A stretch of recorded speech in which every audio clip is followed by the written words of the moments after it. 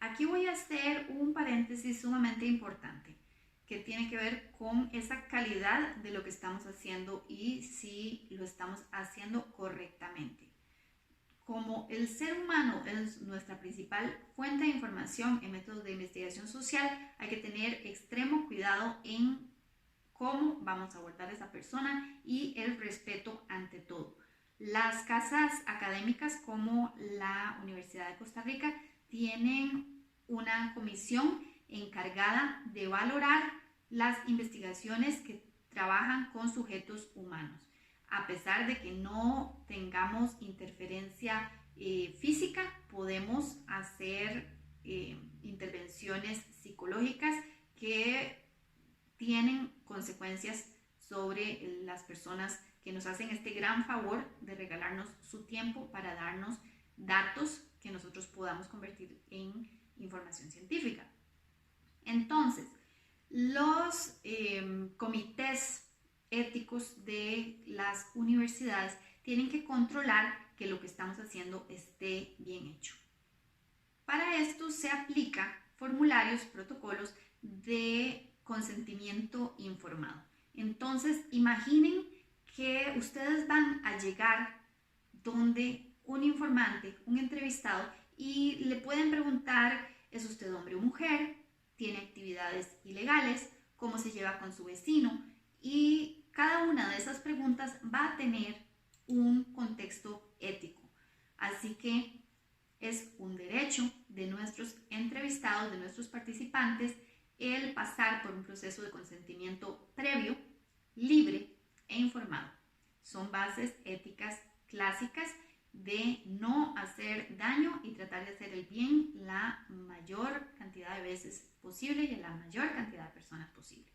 Entonces, consideremos cuando nuestra muestra consiste en poblaciones vulnerables, en algún tipo de factor social que haga que esas personas sean a veces excluidas y a veces incorrectamente incluidas en algunos estudios.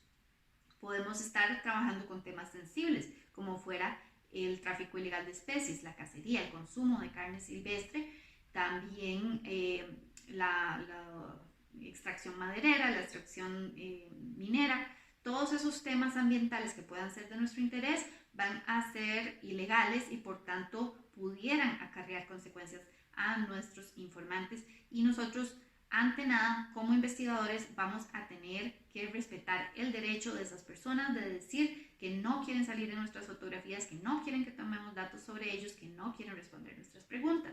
Su participación va a ser voluntaria y se pueden retirar del estudio en cualquier momento sin ninguna consecuencia. Esos son factores claves de los consentimientos informados.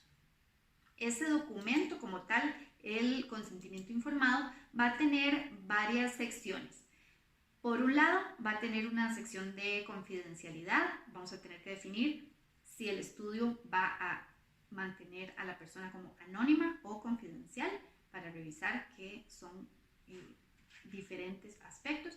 Vamos a presentar también cuáles son los riesgos y los beneficios para esta persona que está participando en nuestro estudio. Y también vamos a brindar la información de contacto y explicar bien clarito quiénes somos y por qué estamos colectando esa información, qué es lo que se le va a pedir a la persona. Todos estos métodos de los cuales hemos brevemente hablado van a requerir de consentimientos previos informados. Todo esto tiene que ver con el control de calidad de nuestra investigación e incluso actualmente las principales revistas científicas van a solicitar esta información y no permitir que se publique nada si no se pasa por una formalización del proceso de consentimiento informado.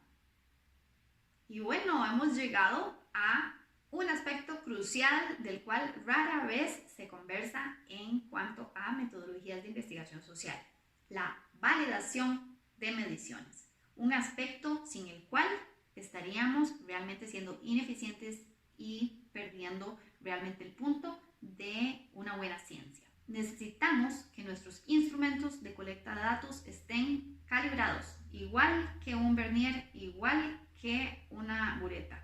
Entonces, la variable que estamos utilizando mide o no mide, en qué grado falla para lo que queremos realmente medir.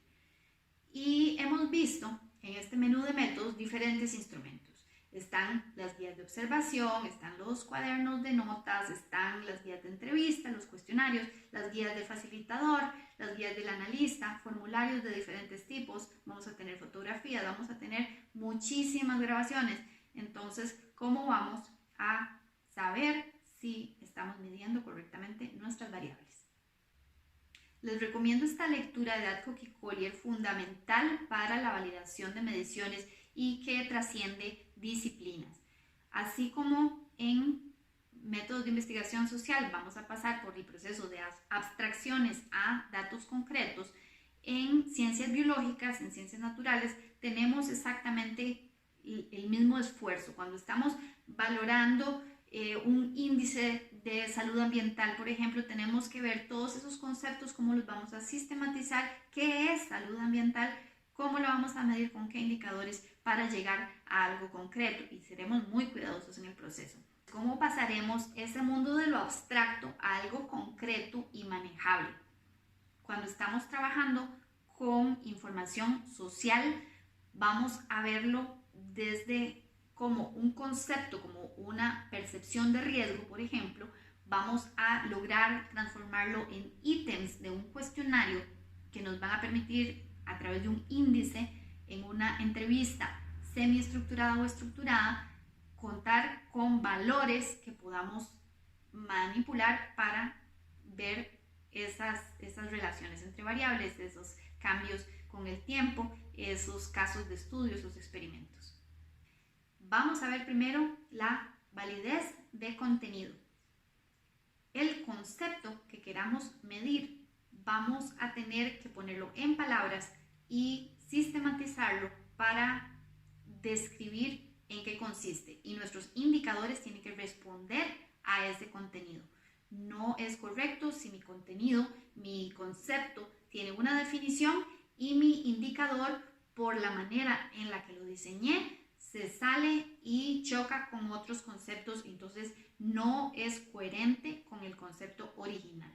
Vamos a estarlo revisando. La siguiente es la validez de criterio.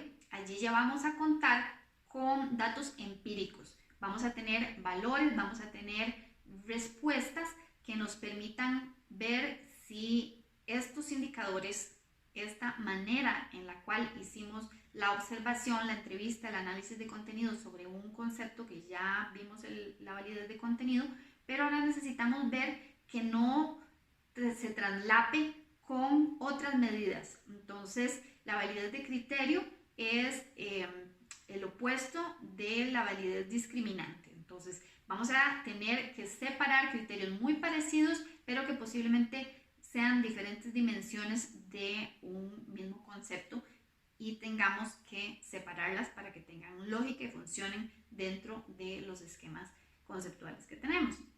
Una pregunta que tenemos sobre el concepto de percepción de riesgo, tenemos que ver si coincide o no coincide con otra pregunta que diseñamos que está tratando de medir exactamente el mismo concepto. Que esas dos preguntas estén en la misma sintonía nos va a dar validez de criterio.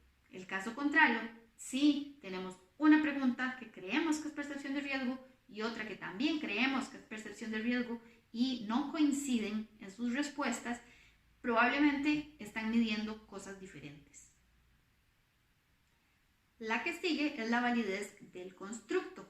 Aquí lo que vamos a ver es que si tenemos relaciones teóricas preestablecidas que dicen, bueno, la percepción de riesgo tiene que ver con factores emocionales como las emociones del miedo. Entonces, entre más miedo, más percepción de riesgo. Sería teóricamente algo que vemos como lógico. Si nuestros datos empíricos dicen lo contrario, puede ser un resultado anómalo que nos hace revisar si medimos bien el concepto, si nuestros indicadores y nuestras preguntas tienen sentido. Entonces vamos a estar viendo que teóricamente haya respaldo y no sea solo procesos estadísticos irrelevantes o más bien sea precisamente hallazgos propios de nuestro estudio que sí nos van a aportar. Un constructo es como un bloque de información a nivel teórico para nuestros conceptos. Entonces, percepción de riesgo es un constructo. De esta manera vemos que el proceso de las mediciones va a ser escalonado. Vamos a ir desde lo más abstracto, que es el concepto, a asignarle una definición que lo convierte en un constructo, que tiene una validez de constructo. Luego vamos a diseñar esos indicadores y ver que tengan validez de criterio para que esas variables y finalmente las medidas que hagamos de esas variables nos permitan alcanzar la validez de contenido. Pero bueno, qué complejo y qué teórico que suena todo esto. ¿Cómo lo vamos a ejecutar en la práctica? Vamos a tener pasos de validación. El primer paso para alcanzar esa validez de contenido va a ser la revisión por expertos. Ojos expertos que revisen cómo está nuestro instrumento, nuestra modalidad de aplicación, nuestro diseño de investigación y permitan refinar si realmente estamos midiendo lo que queremos medir, hay fortaleza teórica, hay problemas en cuanto a nuestro uso del lenguaje y nuestra selección de población de estudio y muchos otros detalles. Tras superar la validación por expertos, aunque la vamos a poder repetir múltiples veces, vamos a intentar mejorar nuestra validez de criterio a través de las pruebas piloto, donde vamos a recopilar de una muestra pequeña una cantidad de información empírica que nos permita revisar si vamos bien. Luego de esa prueba piloto vamos a tener la prueba mayor de colecta de datos, de análisis, de elaboración de todos nuestros resultados y conclusiones para lograr evaluar nuestra validez de constructo a través de algo posterior a la investigación, que es la divulgación y la realimentación de qué pasó luego de que yo publiqué, luego de que yo divulgué mis resultados, qué tan válidos fueron al fin y al cabo.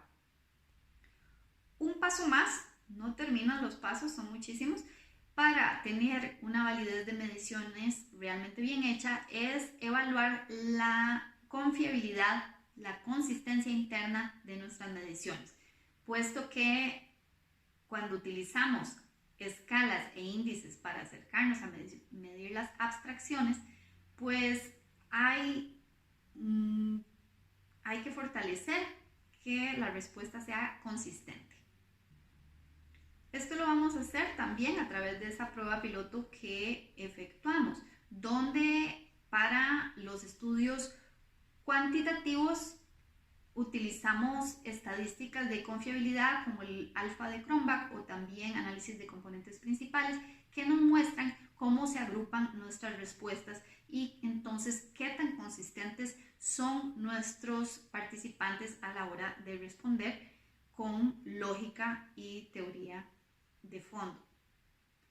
En el caso de investigaciones cualitativas, vamos a recurrir a estrategias de analizar los errores, las diferencias, las comparaciones entre los investigadores que tengamos, los analistas que tengamos para controlar sus sesgos, y también vamos a revisar al mismo investigador qué tan consistente es a la hora de ejecutar las diferentes observaciones o análisis de contenidos o cualquiera de las otras técnicas. Bueno, logramos pasar por encima de algo sumamente complejo llamado validación de mediciones, que conlleva tanto un esfuerzo teórico como un análisis estadístico y de verificación de que lo que estamos haciendo está realmente hecho de la mejor manera, buscando esa calidad científica. Muy bien, entonces pasamos a el último componente de este resumen, que trata de el análisis de datos provenientes de investigaciones sociales.